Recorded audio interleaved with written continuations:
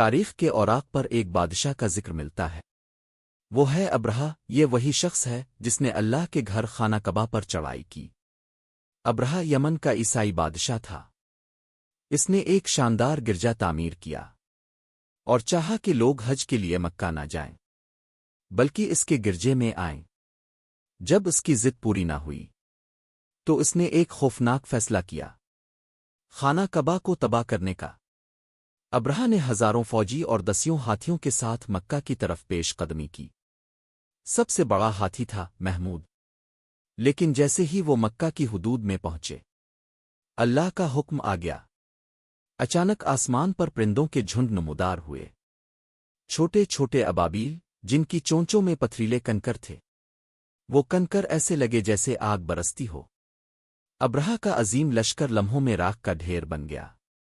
اللہ نے اپنے گھر کی حفاظت خود کی اور پوری دنیا کو دکھا دیا کہ طاقت ہاتھیوں میں نہیں ایمان میں ہے۔